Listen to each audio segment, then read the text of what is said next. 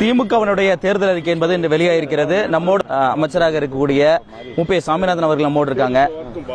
Sir வணக்கம் sir. திமுகவுடைய தேர்தல் அறிக்கை இன்னைக்கு வெளியாகிருக்கு. அதில் குறிப்பாக மகளிருக்கான பல அறிவிப்புகள் இருக்கு, அதை பற்றி சொல்லுங்க. அதாவது 2021ஆம் ஆண்டு ஏற்பட்ட அரசு பல்வேறு சூழ்நிலைகள், இக்கட்டான சூழ்நிலை, கொரோனா காலகட்டத்தை தாண்டி ஒன்றிய அரசினுடைய முட்டுக்கட்டையை தாண்டி சிறப்பான ஒரு ஆட்சியை தந்து இந்தியாவிலேயே முன்னணி மாநிலமாக இரட்டை இலக்கு வளர்ச்சியை பெற்றிருக்கக்கூடிய ஆட்சி நம்முடைய மாண்புமிகு முதலமைச்சர் தளபதியுடைய ஆட்சி. மீண்டும் தேர்தல் அறிக்கையை சொல்லியிருக்கிறார்கள். சூப்பர் ஸ்டார் என்ற தலைப்பு கொடுத்திருக்கிறார். மகளிருக்கான பல்வேறு திட்டங்கள் மீண்டும் அறிவிக்கப்பட்டிருக்கிறது. கடந்த அரசிலும் மகளிருக்கான பல்வேறு திட்டங்கள் செயல்படுத்தப்பட்டிருக்கு. அதே போல விவசாய பெருங்குடி மக்களுக்கு, நெசவாளர்களுக்கு, அனைத்து தரப்பு மக்களுக்கும், அரசு ஊழியர் வரை அனைத்து தரப்பு மக்களுக்கும் சிறப்பான வாக்குறுதியை தந்திருக்கின்றார்கள். இந்த தேர்தல் அறிக்கை நிச்சயமாக கதாநாயகனாக, இன்னும் சொல்ல போனால் சூப்பர் ஸ்டார் என்று மாண்புமிகு முதலமைச்சர் கழக தலைவர்களே சொல்லியிருக்கிறார்கள். அதுபோல விளங்கும். தேர்தல் அறிக்கை என்று சொன்னாலே திராவிட முன்னேற்ற கழகத்தினுடைய தேர்தல் அறிக்கையை தான் மக்கள் எடுத்துக்கொள்வார்கள். அவர்கள் சொன்னால் செய்வார்கள் என்ற நம்பிக்கை இருக்குது. முத்தமிழர் ஐயா கலைஞர் அவர்கள் சொன்னதை செய்வோம், செய்வதை சொல்வோம் என்று சொன்னார்கள்.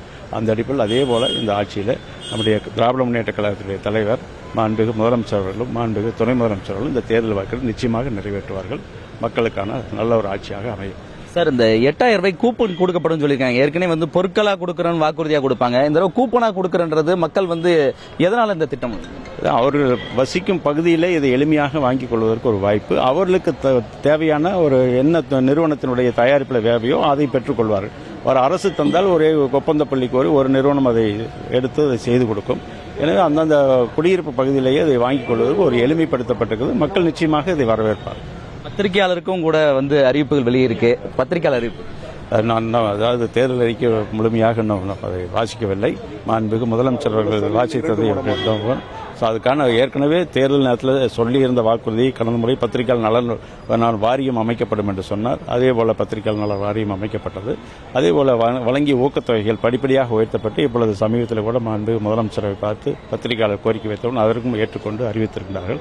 நிச்சயமாக இன்னும் என்ன செய்ய முடியுமோ அதை சொல்லவில்லை என்று சொன்னாலும், எப்படி இப்பொழுது சொன்னார், உதாரணத்துக்கு காலை சிற்றுண்டி திட்டம் சொல்லவில்லை, பல்வேறு திட்டங்கள் சொல்லாமலே செய்யப்பட்டிருக்கிறது. அதுபோல நிச்சயமாக இந்த வரக்கூடிய ஆட்சியில் சிறப்பான ஒரு திட்டங்களை தருவார்கள். சார், எப்பொழுதுமே திமுகவுடைய தேர்தல் அறிக்கைன்றது மக்கள்கிட்ட மிகுந்த ஒரு எதிர்பார்ப்போட தேர்தல் அறிக்கையா இருக்கும். இன்றைய அறிவிப்புகள் மக்கள் எதிர்பார்த்த அந்த எதிர்பார்ப்புகள் பூர்த்தி செய்யும் வகையிலான வாக்குறுதிகள் இடம்பெற்றிருக்கும். கண்டிப்பாக ஏற்கனவே அதான் அந்த 5 ஆண்டு கால ஆட்சியிலே எண்ணற்ற திட்டங்கள் வழங்கப்பட்டு மக்கள் நிம்மதியாக இருக்கிறார்கள், மகிழ்ச்சியாக இருக்கிறார்கள். அந்த மகிழ்ச்சி எங்களுக்கு தெரிகிறது. அரசு நிகழ்ச்சிக்கு போகிற பொழுதும் சரி, பொதுக்கூட்டங்களுக்கு போன பொழுதும், மக்களை சந்திக்கின்ற பொழுதும் நிச்சயமாக இந்த தேர்தல் வாக்குறுதி அவர்கள் நேற்றுவார்கள், நம்பிக்கொள்வார்கள். அதை செய்வதற்கும் நிச்சயமாக வாய்ப்புகள் இருக்கிறது. நன்றி சார். அமைச்சர் முப்பே சாமிநாதன் அவர்கள் திமுகவுடைய தேர்தல் அறிக்கை குறித்தும் அதில் இடம்பெற்றக்கூடிய அம்சங்கள் குறித்தும் விரிவாக விளக்கியிருக்கிறார். புதிய தலைமுறைக்காக ஒளிப்பதிவாளர் ஜெய்சனுடன் சுரேஷ்குமார்.